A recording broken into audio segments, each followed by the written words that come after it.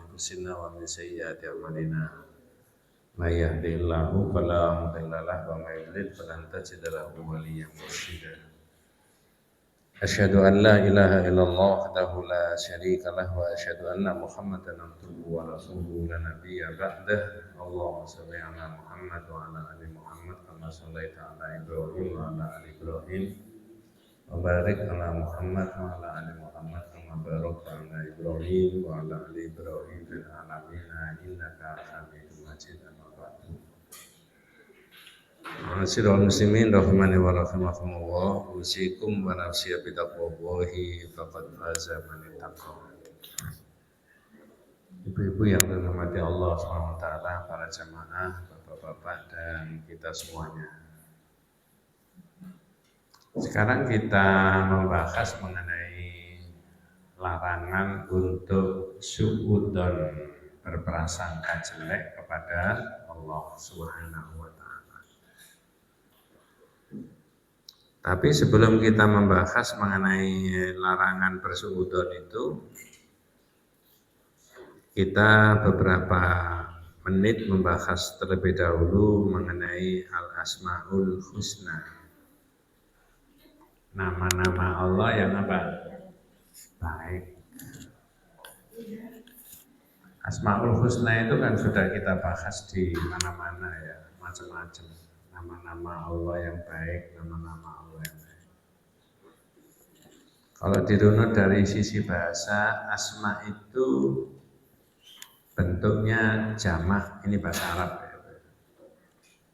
Bahasa Arab itu ada yang mufrad, tunggal, satu, ada yang mutsanna, dua. Jadi ismun itu satu, dua, ismani, dua nama maksudnya. Kemudian asma itu banyak, jamak. Nah begitu.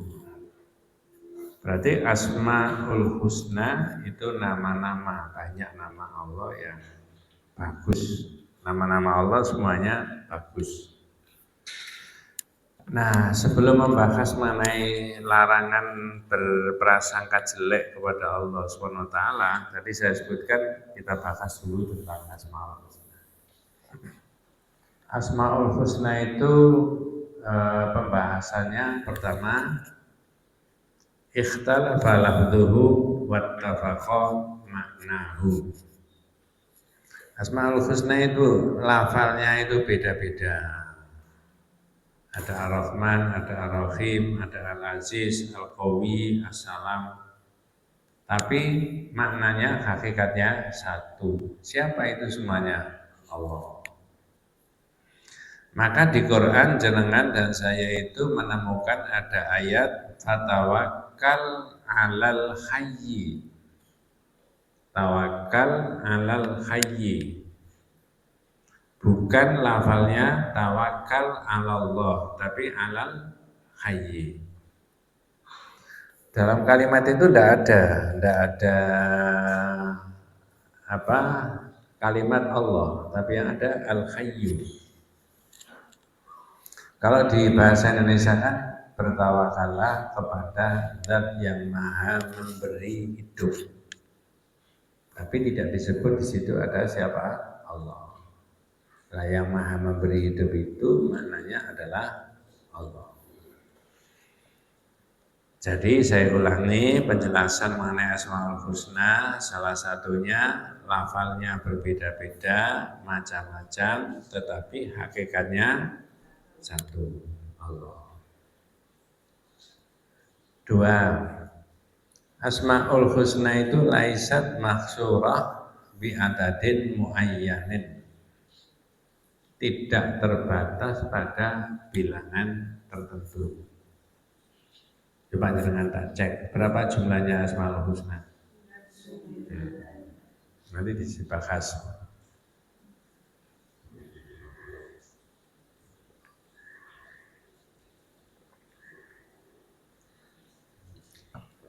Kalau di tauhid itu Pak, Asmaul Husna itu tidak terbatas pada bilangan tertentu. Kata panjenengan tadi berapa? 99. Yang 99 itu Pak diambilkan dari hadis begini. Inna lillahi tis'an wa tis'ina isman. Bahasa Indonesianya, sesungguhnya Allah itu memiliki 99 nama. Tapi nggak dilanjut, ada kelanjutannya ini Pak.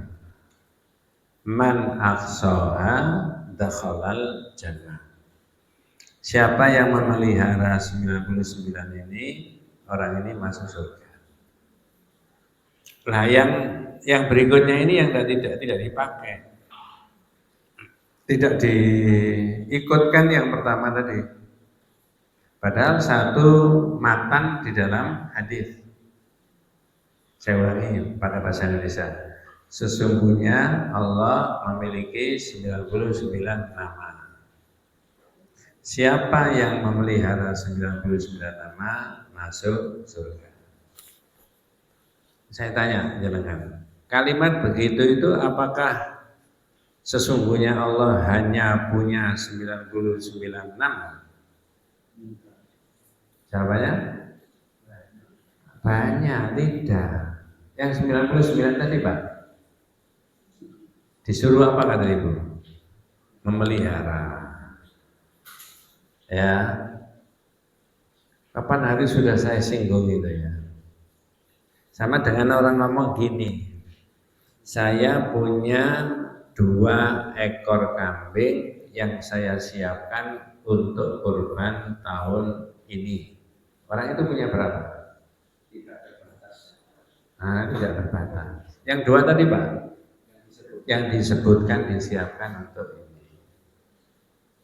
Bingung Bu? Enggak tahu?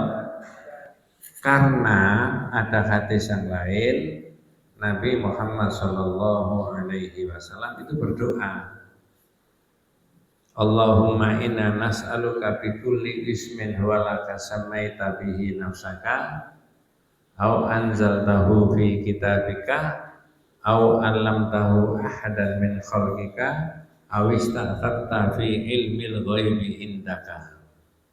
Ya Rabb, ya Allah, aku memohon kepadamu dengan menyebut namamu yang kau beri nama, namamu yang kau tulis di dalam kitabmu, namamu yang kau ajarkan kepada salah seorang di antara hambamu, namamu yang kau simpan dalam ilmumu yang gaib. Berarti ada yang terakhir tadi disimpan. Berapa kita tidak tahu. Sehingga penulis kitab tauhid itu menyebutkan laisat maksurah bi adatin muayyanin, tidak terbatas pada bilangan tertentu. Tapi kalau ada orang mau 99 ya ditambahi saja. Oh iya, itu kan yang disuruh memelihara. Tapi hakikatnya Asmaul Husna itu tidak terbatas pada bilangan tertentu. Bagaimana memeliharanya? Nah, gampang.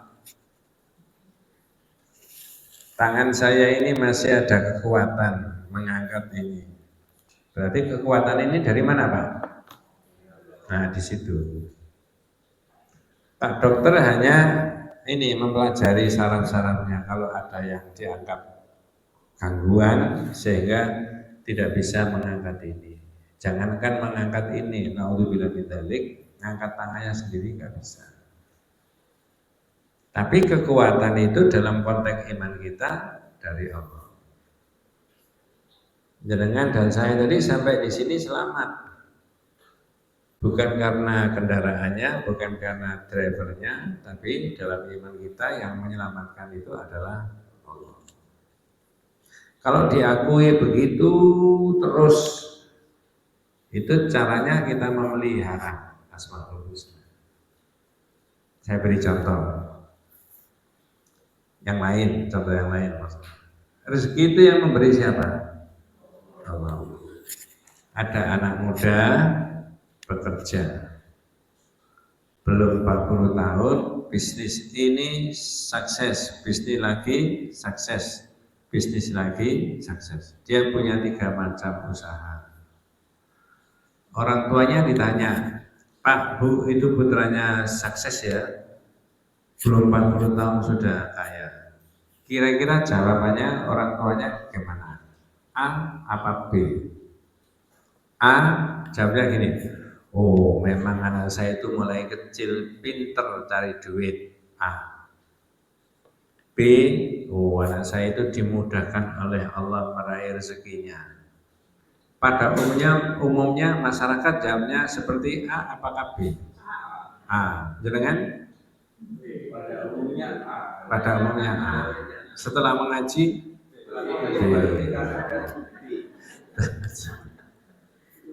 Nah, ini saya mohon maaf, logika saya ini benar nggak kira-kira? Benar Pak ya?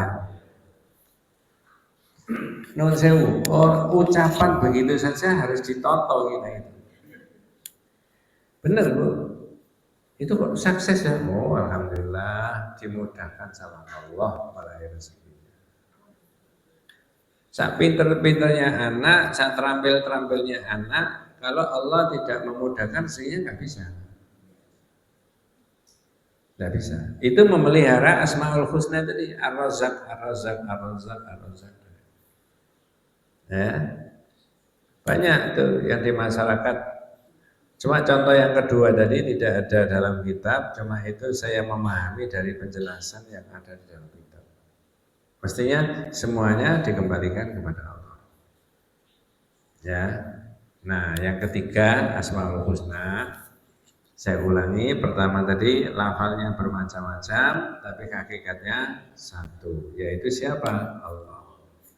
Yang kedua, Asmaul Husna itu tidak terbatas pada bilangan tertentu. Yang ketiga, yang ini Pak yang mau dibahas. A'lam wa awsaf wa a'mal. Asmaul Husna itu nama Allah, sifat Allah, dan perbuatan Allah sama. Saya ulangi, nama Allah itu nama Allah. Tadi apa yang kedua? Sifat Allah, perbuatan Allah sama. Kalau semua nama-nama Allah itu baik, apakah sifat-sifat Allah semuanya baik? Iya. Jawabannya? Iya. Kata kitab itu Pak, bikhilafi asma'ina, beda sama nama kita. Ada kalanya anak itu diberi namanya bagus. Apakah nama itu teridentik dengan sifatnya? Nah, tidak. Nah, itu betul. Boleh jadi namanya bagus, tapi sifatnya tidak baik. Jadi wong Jawa Surabaya, kon ku jenengmu apik tapi kelakuanmu nah gitu. Kabupaten seneng. Tapi kalau Allah, nama, sifat, dan perbuatan Allah semuanya baik. Nah sekarang saya tanya apakah ada perbuatan Allah yang ditimpakan kepada manusia yang dirasakan oleh manusia tidak enak? Ada, secara sisi ada. Ya. Yang merasakan siapa Bu? Manusia. Ya toh? Saya ulangi pertanyaannya, apakah ada perbuatan Allah yang ditimpakan oleh Allah kepada manusia, tapi dirasakan manusia tidak enak? Ada toh? Ada. Nah, boleh nggak manusia ini suudzon kepada Allah? Nah, ini yang dibahas. Mestinya tidak boleh. Kalau orang suudzon sama Allah, berarti ada perbuatan Allah yang salah. Ngerti maksudnya Pak ya? Kalau ada perbuatan Allah yang salah, berarti ada sifat Allah yang tidak baik. Bingung, enggak tahu? Kalau ada sifat Allah yang tidak baik, berarti tidak semua nama Allah itu apa? Baik. Ini bukan hanya ucapan, bukan hanya pikiran, tapi keyakinan ini harus menjadi milik kita. Enggak enak, tapi benar. Ya terus gimana? Ya diterima, mau nggak bisa lapo-lapo manusia itu. Hak untuk memberi rezeki, hak untuk mencabut rezeki, hak untuk menghidupkan manusia atau apa saja, dan hak untuk mematikan itu. Ada pada Allah, tidak ada yang salah. Nah di situ. Nah jenengan bisa memulai membahas itu, yaitu pakai surat 33 ayat 17. Surat berapa tadi Pak? 33.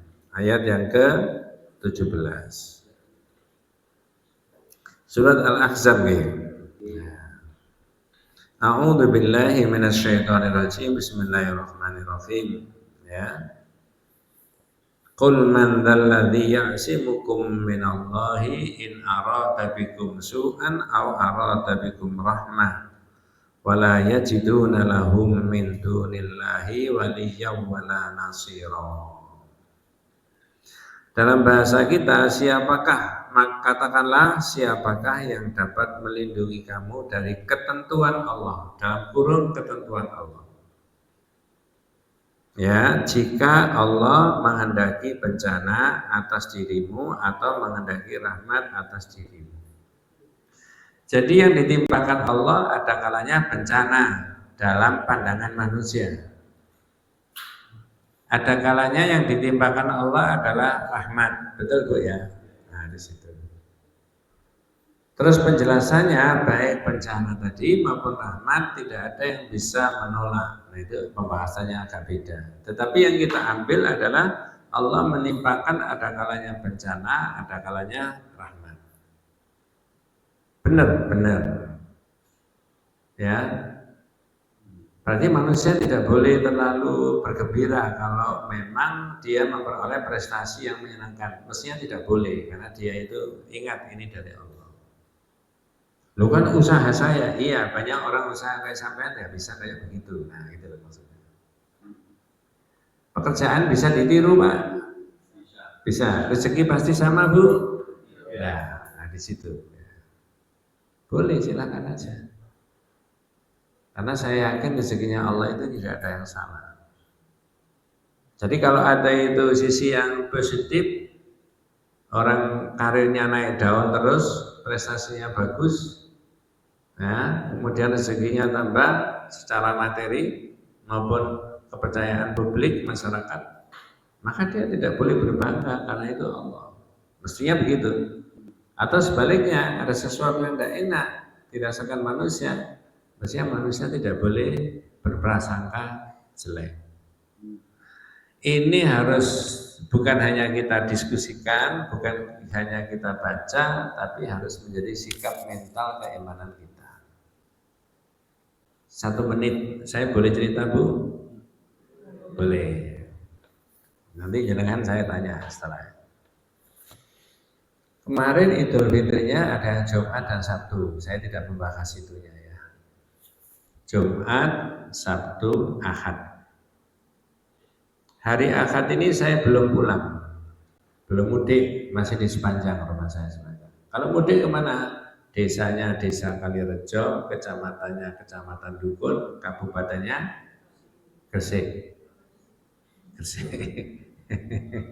Gresik. Bapak saya sana, ibu saya sana, sudah dibundut sama Allah Subhanahu wa taala. Tinggal adik-adik kan. Hari Ahad saya belum pulang. Ahad malam, Jumat, Sabtu, Ahad. Ahad malam Isya itu adik ipar saya di masjid belakang rumah masih adzan. Allah, memang ditugasi orang kampung untuk adzan. Saya nyapu masjid, saya bilang, saya ditugasi, oh ya gak apa-apa, itu mulia itu menyiapkan orang itu. Ada debu satu aja kamu singkirkan itu sudah memudahkan orang ibadah. Ada jeding yang kotor kamu bersihkan ya itu ibadah itu, gak apa-apa. Isya masih ada. 9:30 malam hari Ahad masih membukakan pintu anaknya pulang. 10:30 tidur di rumah. Ya, kebetulan di ruangan kecil yang sering dipakai sholat. Ya karena sudah 69 usianya, itu tidurnya kan biasanya seenaknya. Istrinya ngeloni cucunya. Kan dia begitu sih Pak ya. Nah, jam 3 malam, berarti sudah hari apa? Senin, Jumat, Sabtu, Ahad, Senin. Istrinya, adik saya kandung bangun malam. Maunya dia mau sholat. Baru dapat 2 rakaat, jam 3. Sholat apa yang kira-kira? Tahajud malam. Dia sholat di sebelah suaminya yang sedang tidur. Baru dapat 2 rakaat dibangunkan. Pakai cara Jawa ngomongnya. Pak, nang tangi, kok sedang ketekan waktu loh ya. Ini kasih setengah 4. Subuhnya jam 4, seperempat. Ayo nang tangi. Diam aja. Tidurnya miring, di lumano gini, dibuka, diam aja.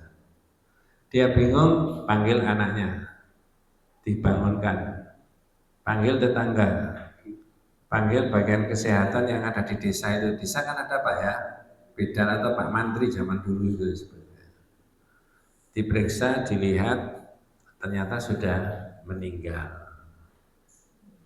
Berarti adik saya tadi sholat di sebelah suaminya yang sudah jadi apa?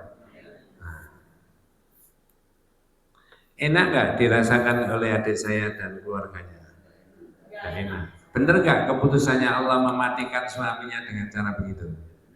Benar. Benar menurut apa? Iman.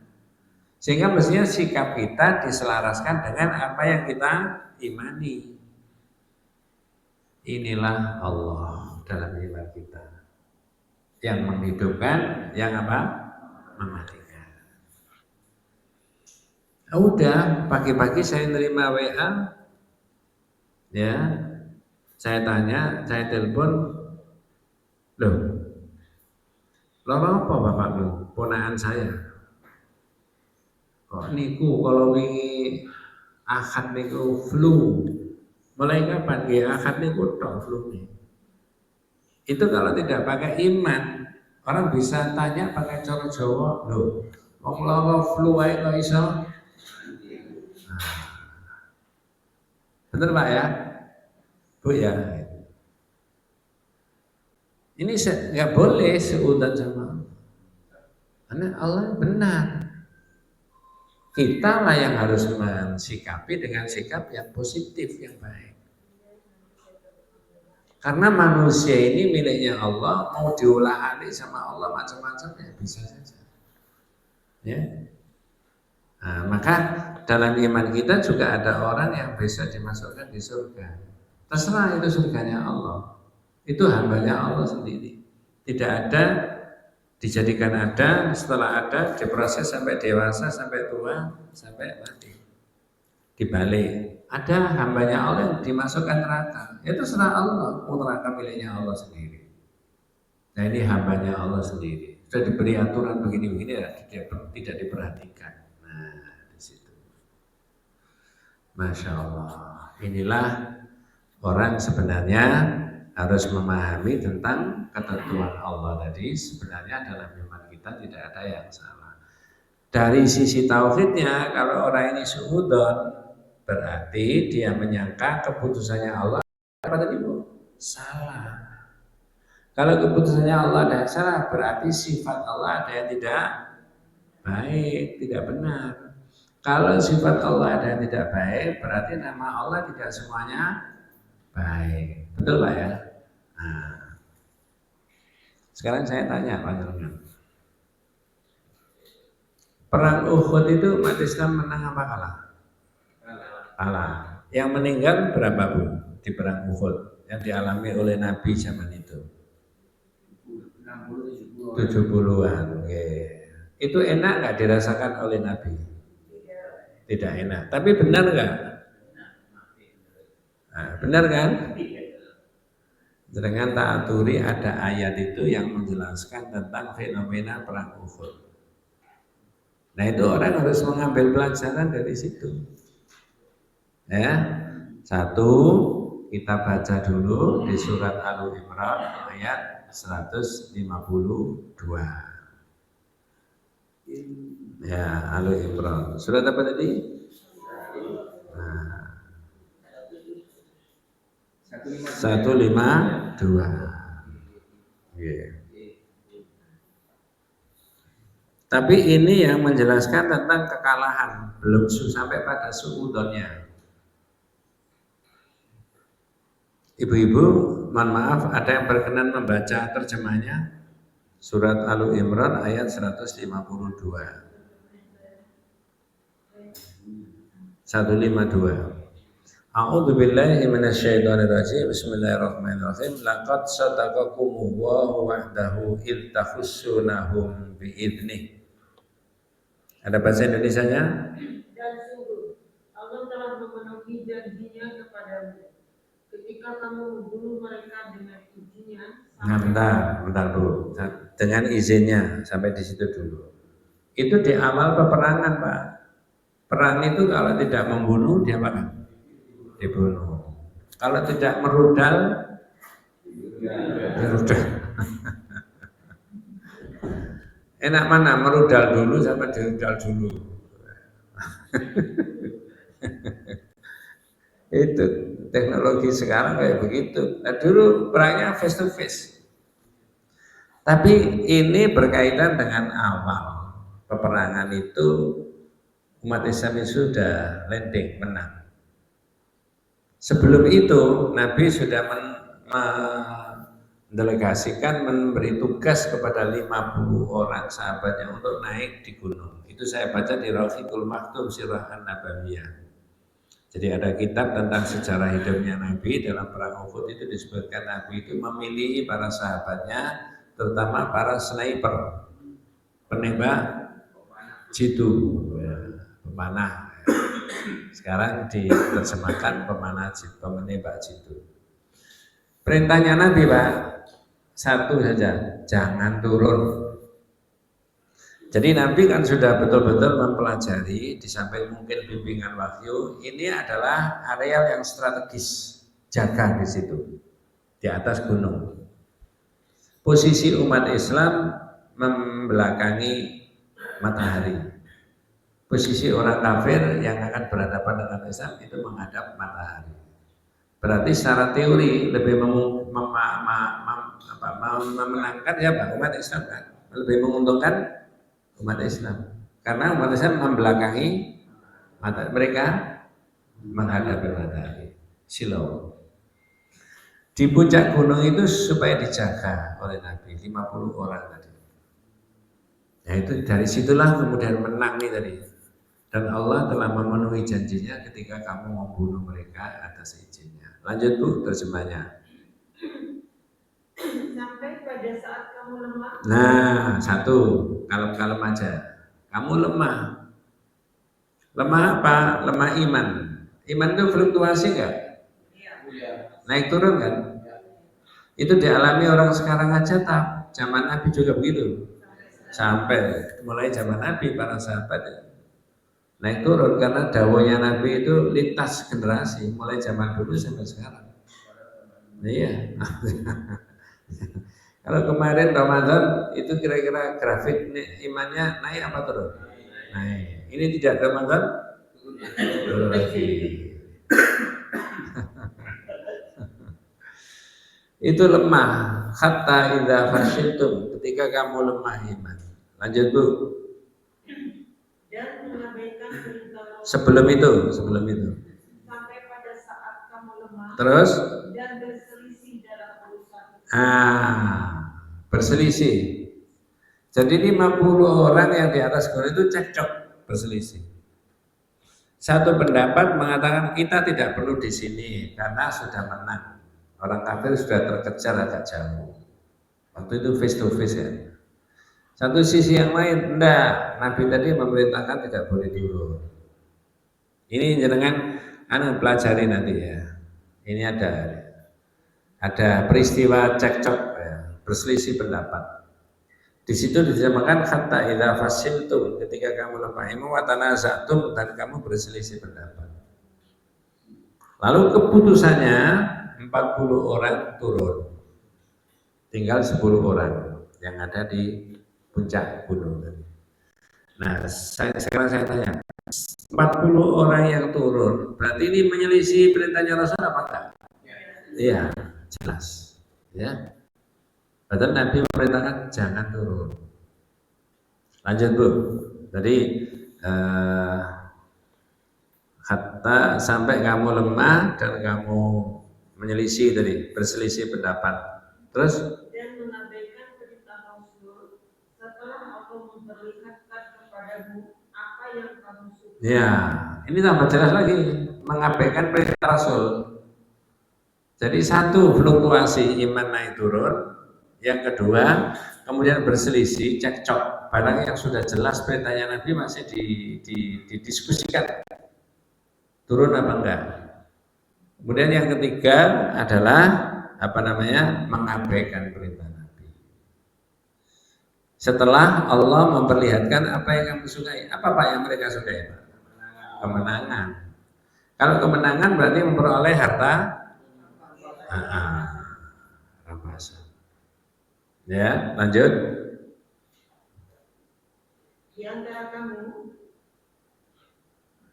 Ada orang yang menghendaki dunia dan di antara kamu ada pula orang yang menghendaki akhirat. Yes. Saya tidak menafsiri, cuma saya tanya aja. Berarti setiap event perjuangan umat Islam, kemungkinan ada nggak yang boncengi hanya berorientasi kepentingan dunia? Lah ya, ini event umat Islam kan kapan saja toh? Ketika ada gawe besar umat Islam itu mestinya bersatu, kemudian ternyata ada yang bonceng. Orientasinya bukan untuk orientasi perjuangan sampai pada akhir, bagaimana titiknya akhir tadi, tapi yang menjadi bagian dia, saya dapat apa, yang jadi pikirannya ya, itu kalau pakai cara Jawa, wani piro nomor piro, nah, nanti maksudnya Pak ya, wani piro nomor piro. Iya. Kalau wani piro nomor piro berarti orientasinya bukan perjuangan, tapi apa? Dunia. Kalau saya bisa menerjemahkan, bisa juga yang 40 orientasi minkum mayuri dunia, di antara mereka menghendaki dunia. Minkum mayuridul akhirah, di antara mereka menghendaki akhirat. Jadi tetap di gunung tidak turun, jumlahnya cuma 10. Lanjut Bu, monggo. Kemudian Allah memalingkan kamu dari mereka untuk mengujimu. Ya, tsumma sarafakum anhum liyabtaliyakum. Memalingkan dari kemenangan. Lanjut. Tetapi dia benar-benar telah memaafkan kamu. Karena sahabat langsung dimaafkan. Dalam satu konteks ayat ada begini, ketidakbaikan baru diakhiri dengan walaqad afa'ankum. Orang yang hidup tidak di masa sahabat seperti kita bisa mengambil pelajaran dari sini. Wallahu dzu fadlin 'alal mu'minin, dan sesungguhnya Allah itu maha memberi anugerah kepada orang mukmin. Nah, sekarang saya sebutkan beberapa kalimat. Ayat ini surat apa tadi? Ayat menjelaskan tentang kekalahan umat Islam. Faktornya ada 3. Satu, lemah iman. Yang kedua adalah berselisih pendapat. Yang ketiga, mengabaikan perintah Rasul. Apa tadi Pak perintahnya Pak? Jangan turun. Perintahnya itu 1 apa 2 apa 3? 1. Nah, dalam kitab Tauhid ayat ini dimasukkan sebagai awal pembahasan di kitab Tauhid mengenai perang Uhud itu diantaranya. Terus diberi komentar, bukan ditafsiri tapi diberikan komentar. Apa komentarnya? Khasalat hazimatul muslimin li maksiatin wahidah. Terjadi keguncangan porak-poranda di antara umat Islam karena ada satu maksiat. Apa tadi maksiatnya? Menyelisih perintah Rasul tadi kan satu toh. Jangan turun. Wa nahnu an nuridul intisar minallah wal ma'asi katsiratun indana. Dan sekarang kita, kata kitab itu, ya siapa saja yang baca kitab itu, kita sekarang itu menghendaki adanya pertolongan dari Allah, padahal lingkungan kita banyak maksiat. Maka tidak mungkin ada satu kemaksiatan aja menyelisih fitrah bisa orang ada. Apalagi kalau di masyarakat itu bergelimang dengan naudzubillah min dzalik apa? Kemaksiatan. Pikirannya sudah tidak murni lagi lillahi ta'ala, ya misal begitu ya. Kemudian yang dimakan aja sudah campur dengan banyak yang haram, misalnya begitu. Sesama saudara umat Islam aja itu tidak menganggap sebagai bagian dari saudara. Jadi tidak fokus, kuat keimanannya itu menjadi tidak. Kata kitab itu tidak mungkin kita itu dapat pertolongan dari Allah kalau madumna fi hadzal hal. Kalau kita masih seperti itu. Nah sekarang saya tanya, setuju nggak panjenengan? Tapi menurut saya harus setuju.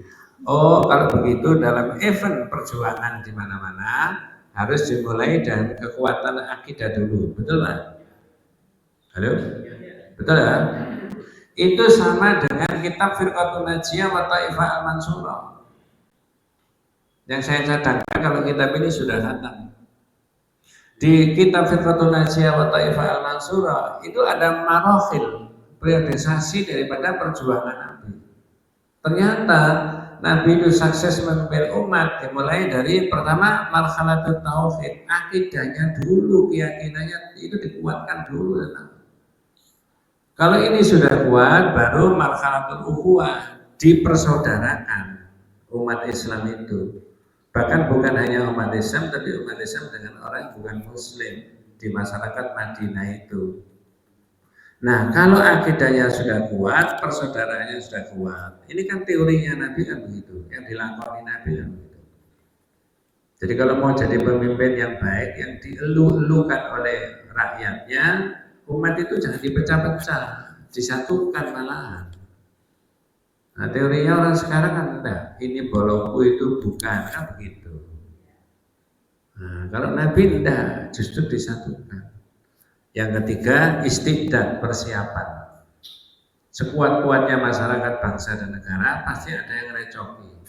Nah ini persiapan itu macam-macam ya.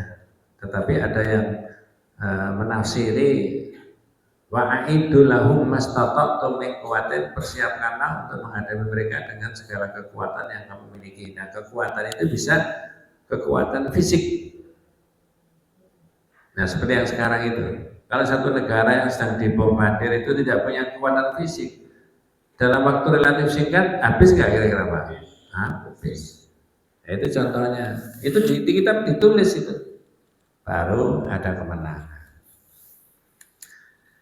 Jadi ayat ini dimajukan untuk membahas orang tidak boleh suudzon karena kelemahan itu tadi dan porak-porandanya umat Islam terjadi kegoncangan tadi, maka sahabatnya Rasulullah SAW tercatat di dalam tarikh itu 70 orang menjadi syahid syuhada.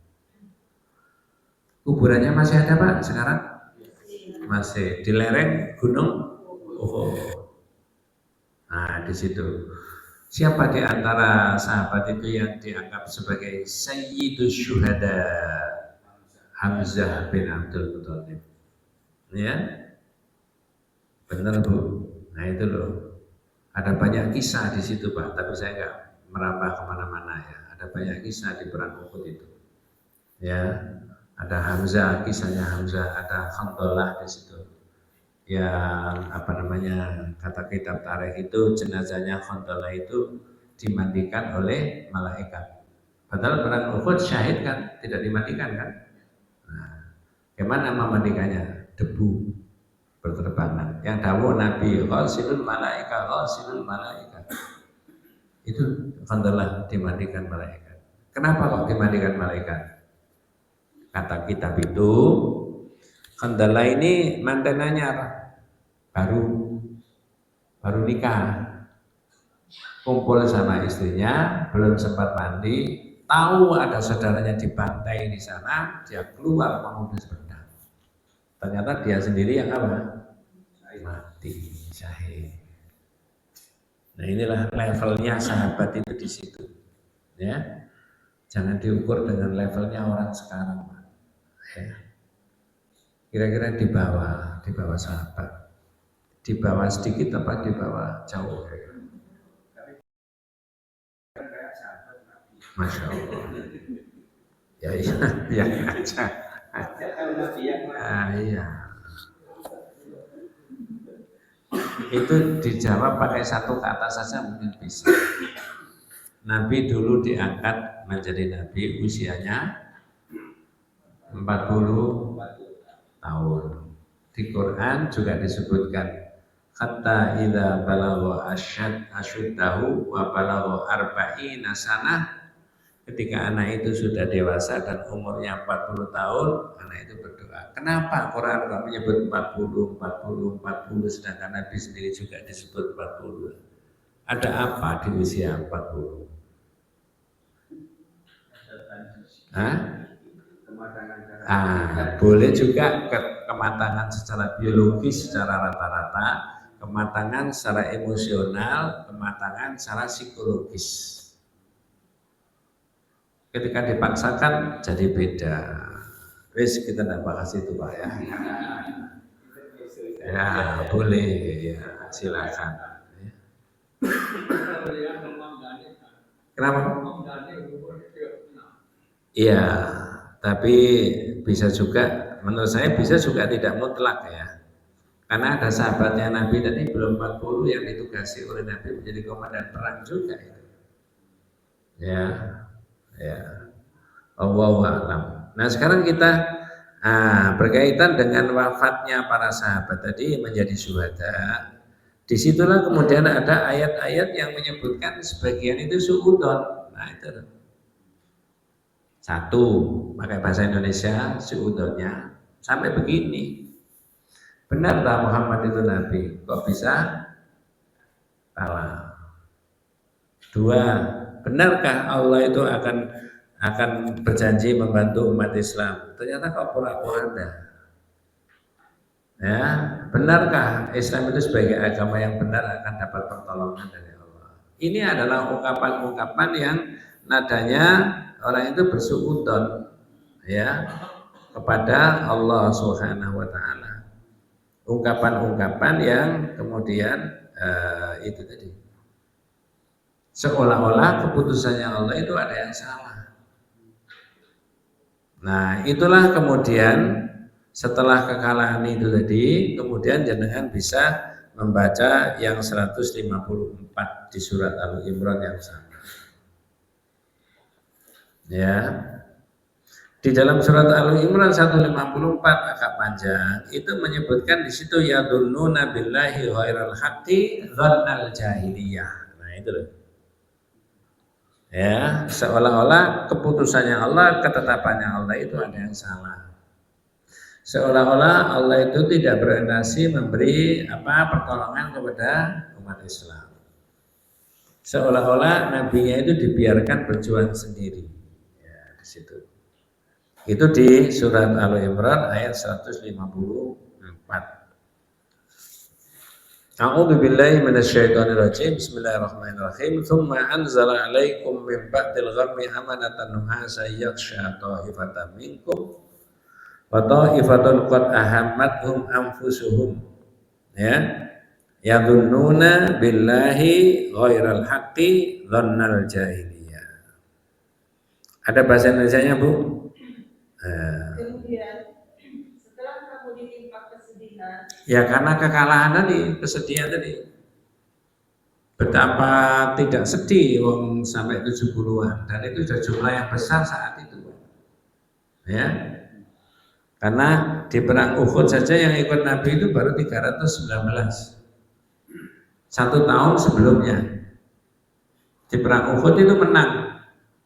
Padahal jumlahnya umat Islam cuma sedikit.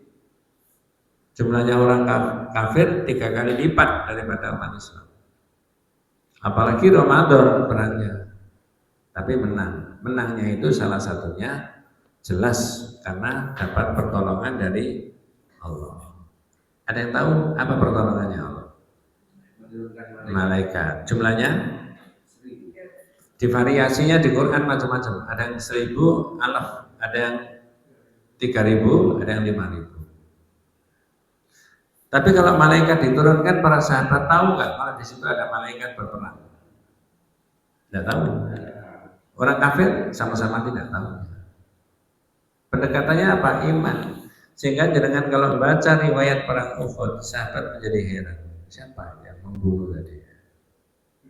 Tapi Quran menerangkan itu. In tastaghithuna rabbakum fastajaba lakum anni mumidukum bi alaf minal malaikati murdifin. Itu kadang-kadang jamaah saya goda itu. 2026 bisa nggak minta tolong sama malaikat supaya malaikat Allah menerjunkan malaikat kembali? Jawabannya? Hah? Bisa. Nah, tadi yang saya sebutkan, akidahnya harus baik, ibadahnya harus baik, berdoa kepada Allah. Gimana caranya? Enggak tahu. Ya. Wes kita nambah kasih itu. Jadi kemudian setelah kamu ditimpa kesedihan, monggo. Dia menurunkan rasa aman kepadamu berupa hantu yang meliputi segolongan dari kamu. Iya. Jadi ternyata solusinya oleh Allah sebagian dingantukkan. Ya. Tsumma anzala 'alaikum min ba'dil ghammi amanatan wa yakhsha ta'ifatan minkum. Jadi sebagian itu dilanda ngantuk yang sangat luar biasa. Kalau ngantuk itu obatnya apa, Pak?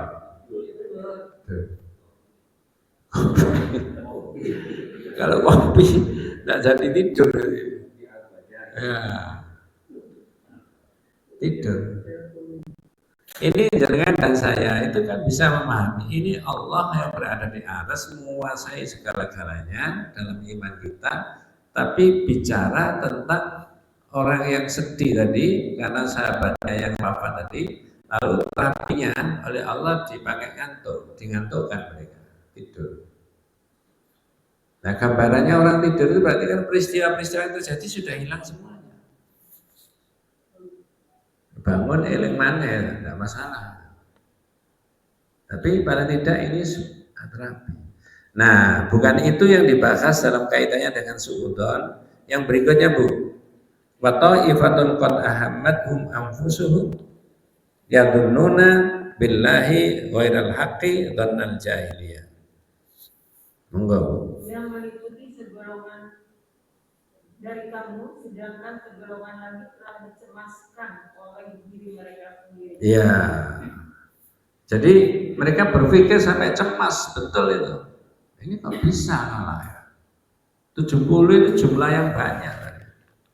Ya macam-macam. Benar enggak Muhammad itu nabi? Benar enggak Islam itu agama yang akan dipelihara sama Allah? Benar enggak kita itu sebagai muslim?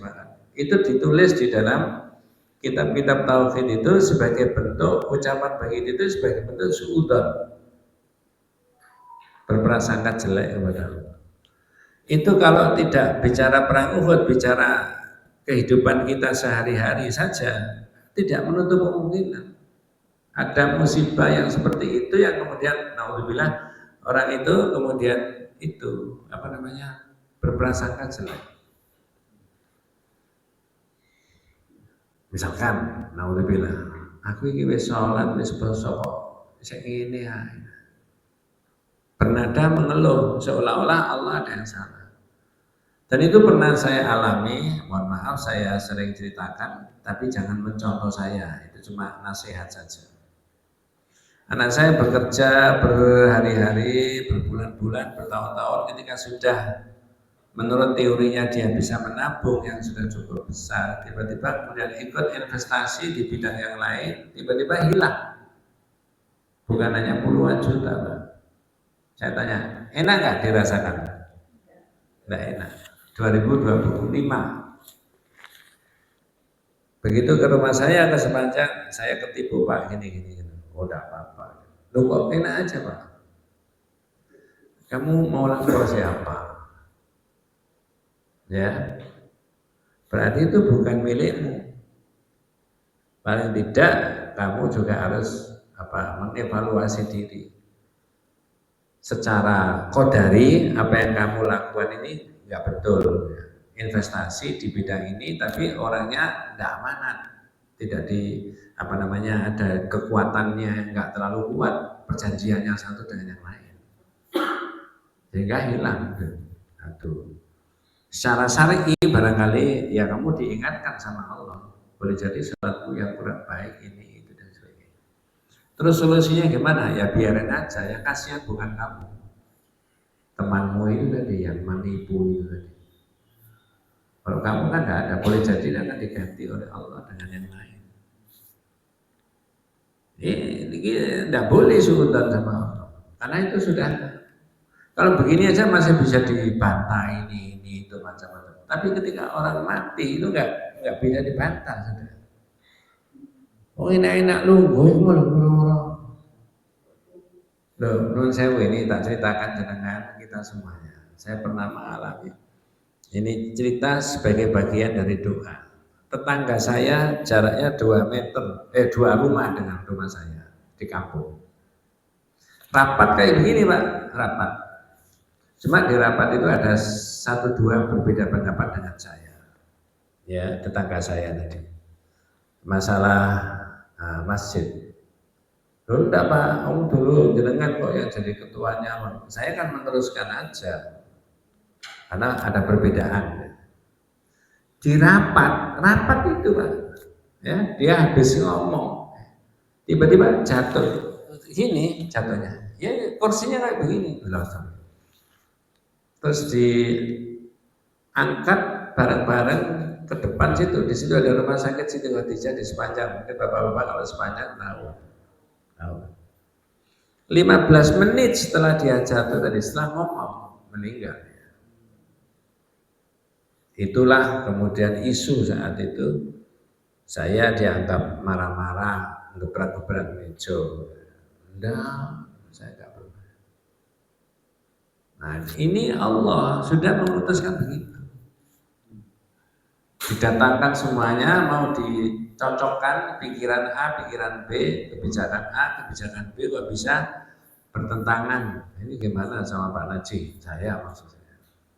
Saya bawa dokumen banyak, surat-surat saya bawa semuanya. Saya tidak tahu apa yang terjadi, tiba-tiba Allah mentakdirkan begitu. Ya, jenazahnya dibawa pulang jam 10 malam. Paginya saya tidak berani keluar Pak. Kenapa? Karena anaknya dan teman-temannya yang diancam saya. Coba. Saya telepon teman saya, tetangga saya. Iki aku janji metu dimakan mau jam piro? Ya, jam 8 pagi. Tolong ya, saya dikawal. Namanya orang emosi. Ngerti maksud saya Bu ya? Ya. Nggih Bun, enggak apa-apa guys. Itu tetangga, teman, tiap hari bergaul dengan saya. Tapi Allah memisahkan dengan cara begitu. Itu tidak enak sama sekali. Bukan hanya dia yang tidak enak, saya juga merasa tidak enak. Orang tidak ada, kalau tidak ada imannya seolah-olah jantungnya tadi tidak nabrak apa-apa Pak, nggak ada yang luka. Ya, dan wafatnya tadi, mudah-mudahan Allah memberikan rahmatnya. Itu dianggap penyebabnya adalah saya. Nah, tapi gimana Allah menetapkan begitu? Nah, disinilah maka orang tidak boleh apa tadi suudzon. Kalau dia suudzon berarti awalnya ada yang salah kan? Nah, di situ ya. Nanti kita bahas di bab yang lain lagi ada penjelasan begini. Orang mau pergi mau apa saja berhati-hati boleh nggak Pak? Berhati-hati boleh nggak? Boleh toh? Boleh. Apakah berhati-hati itu bisa menolak takdirnya Allah? Nggak bisa. Makanya Bu di kampung-kampung itu saya beritahu begini, ada anak kecil naik sepeda, anak liburan, jatuh babras kabeh. Kata mamanya, kawan gak hati-hati makanya tiba. Loh mak, iki wis hati-hati jadi tiba. Kata mamanya, iku kancamu iku hati-hati gak tiba. Kawan panjenengan gak hati-hati. Saya tanya, Yang ngerti tauhid mamanya apa anaknya? Hah? Dialog itu tadi. Iki hati-hati mah, tapi saya tipu. Kata mamanya, enggak, kancamu itu hati-hati gak tipu. Yang ngerti tauhid anaknya apa mamanya? Anaknya. Yang ngaji tauhid ibu.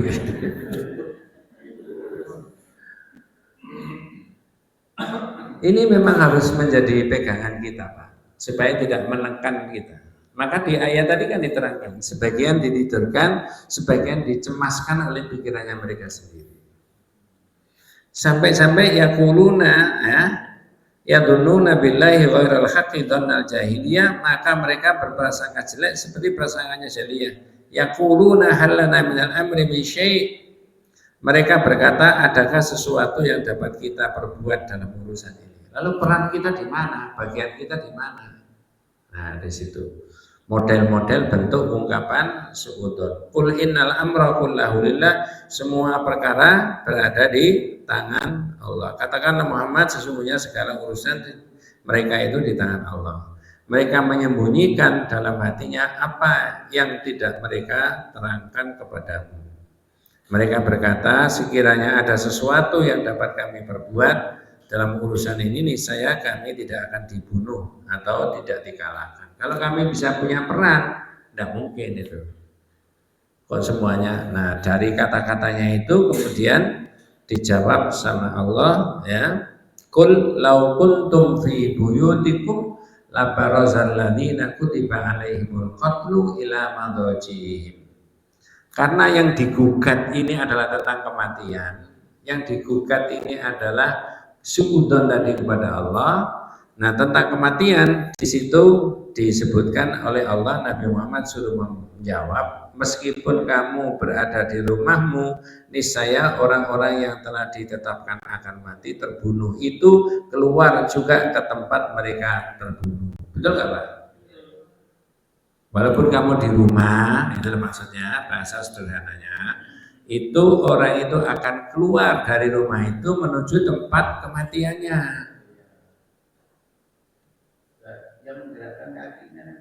Nah itu kan kita, Pak, ya.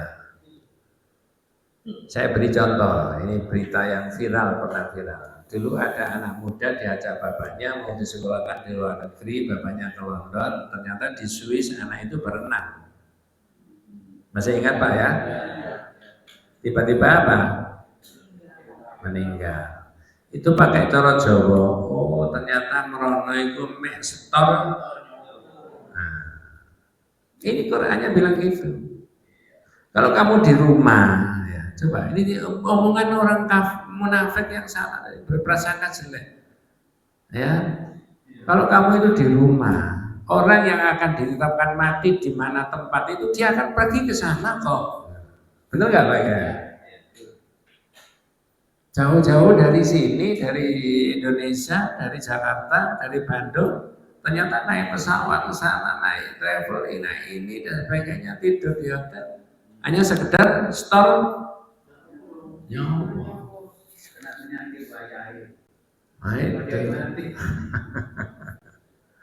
Nah, yang pernah saya terangkan di sini 2-3 bulan yang lalu kalau nggak salah. Adakah omongan yang reaksi keputusannya Allah itu dengan omongan begini? Iku mau kok ade adus, misalnya gak adus kalau kan. Ada kira-kira? Ada. Nah, inilah harus kita letakkan iman kita itu kepada Allah itu begitu. Ya. Katanya panjenengan ya wis wayahe ya mana. Adik saya itu tadi ya sudah, takdir Allah, takdirnya Allah. Iya. Di ayat yang berbeda lagi Allah menerangkan bahwa suudzon itu wataknya orang munafik. Wa yu'adzibal munafiqin wal munafiqat, Allah akan menyiksa orang munafik laki dan perempuan, wal musyrikin wal musyrikat adzannina billahi dzanasau, yang mereka itu berprasangka jelek kepada Allah. Ini rasanya level saya panjenengan masih jauh dengan levelnya para sahabat tadi. Itu pun masih ada nada-nada begitu sahabat tadi. Ya, apalagi kita. Tapi kalau ada ini masuk, ada benteng iman, insya Allah masih bisa tidak terlalu bereaksi negatif terhadap keputusannya Allah Subhanahu wa Ta'ala. Oke, Pak.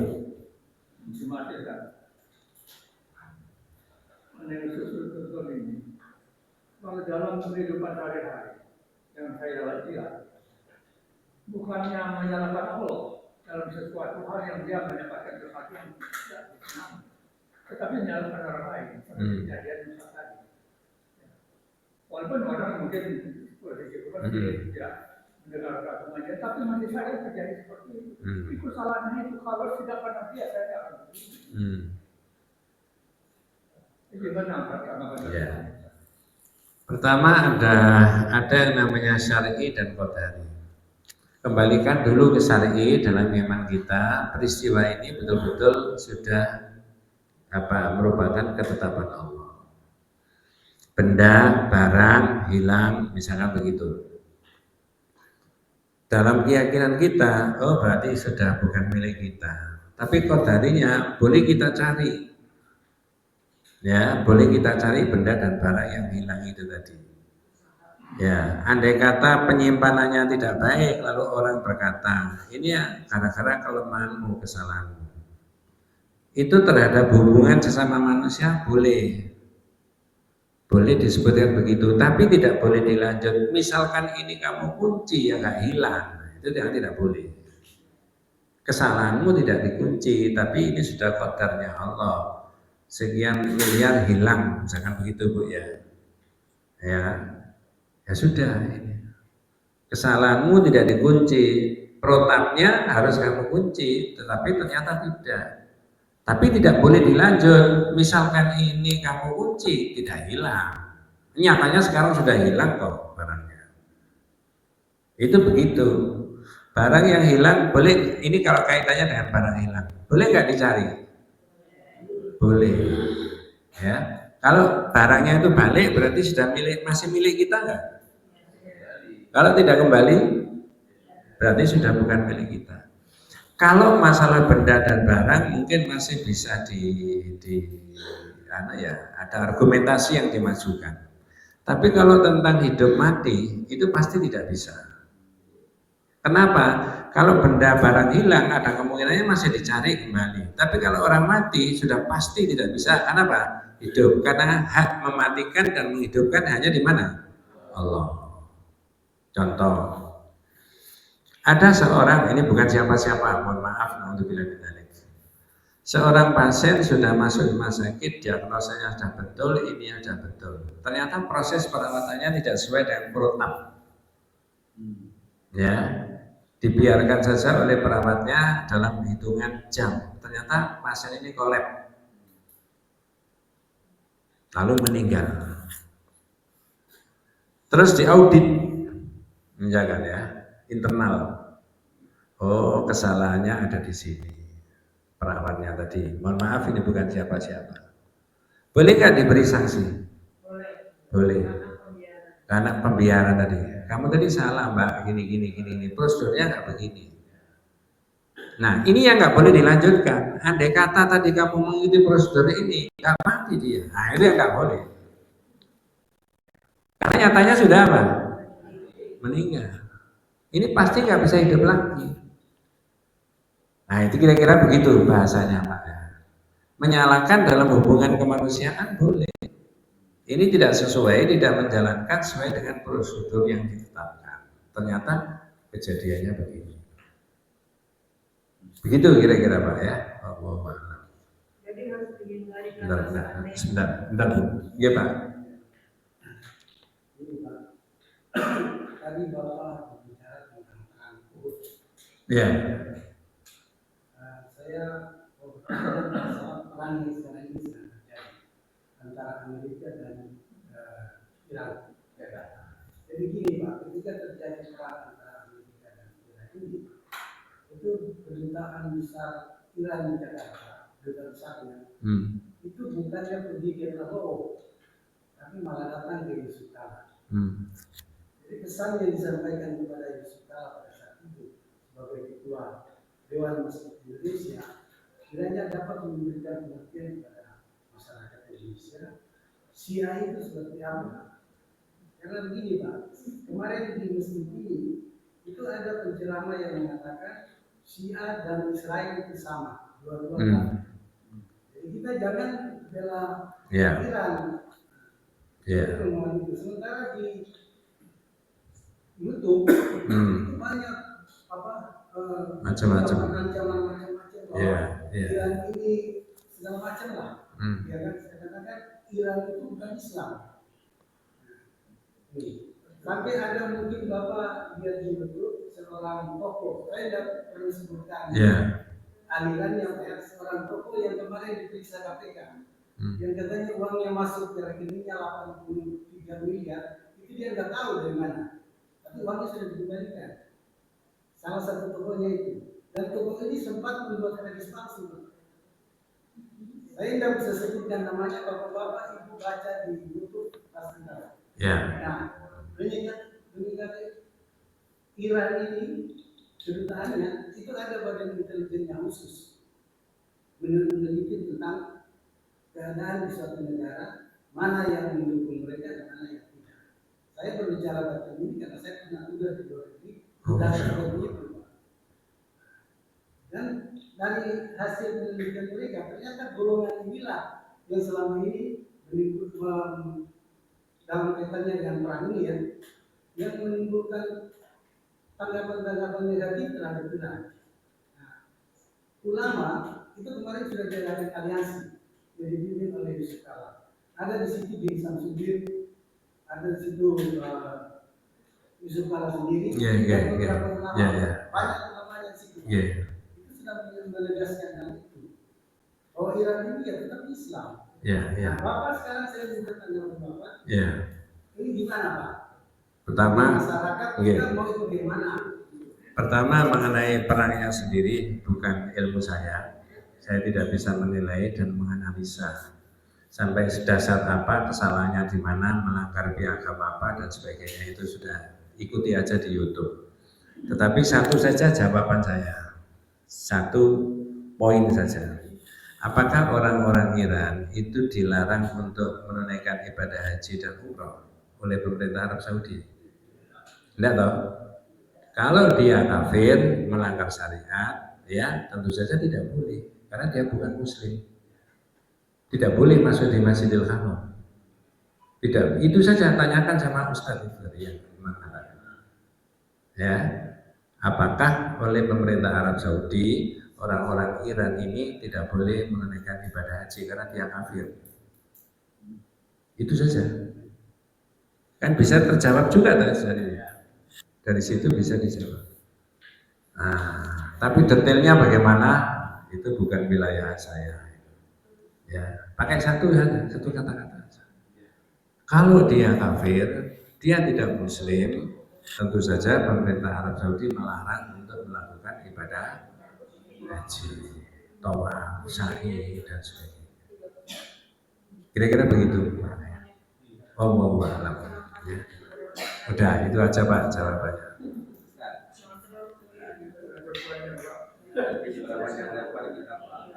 Masalah Allah memberikan kebaikan dan keburukan kepada manusia.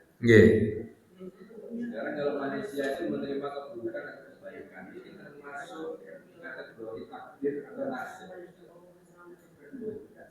Ya. Saya rasa sama saja. Yang kita tidak tahu. Saya kasih ilustrasi. Mulai kita lahir sampai hari ini tanggal 26. Yang kita alami naik turun nggak Pak? Ada yang salah nggak? Nggak. Nah, di hadis diterangkan bahwa panjang hadisnya, apa saja yang terjadi di dunia mulai dari awal sampai hari kiamat itu adalah sudah ditakdirkan oleh Allah, sudah ditulis. Pertanyaan panjenengan akan detailnya nanti dibahas di bulan berikutnya, bahas mengenai takdir di bab 60. Insya Allah cocok dengan ini. Nah sekarang sedikit. Yang hari ini sampai kita wafat, kita tahu nggak apa yang sudah ditulis Allah ditakdirkan untuk kita? Tidak tahu toh? Tidak tahu. Berarti ada porsi kita untuk berikhtiar nggak? Nah, kalau sudah ikhtiar maksimal ternyata hasilnya tidak sesuai dengan kita kehendaki, itu sudah kehendaknya Allah kan? Ya, itu namanya takdir. Tapi Allah sampaikan juga kita bisa merubah. Nah, betul. Bahasanya begini, pakai bahasa Indonesia. Sesungguhnya Allah tidak merubah apa yang ada di dalam kamu. Innallaha la yughayyiru ma biqaumin hatta yughayyiru. Itu yang di kita, bukan yang di Allah. Yang di kita, bangunan ini sampai kapanpun kalau tidak kita rubah macet. Karena bahasanya innallaha la yughayyiru ma biqaumin. Allah tidak merubah keadaan satu kaum yang ada di kaum itu. Bukan yang ditulis oleh Allah yang kita tidak tahu. Di situ bulan depan nanti ada pertanyaan, jadi kenangan-kenangan mulai sekarang. Takdir itu bisa berubah apa enggak? Itu PR sampai bulan depan. Bisa berubah enggak? Ah, nanti aja jawabnya. Ibu tadi ada yang tanya, tidak jadi.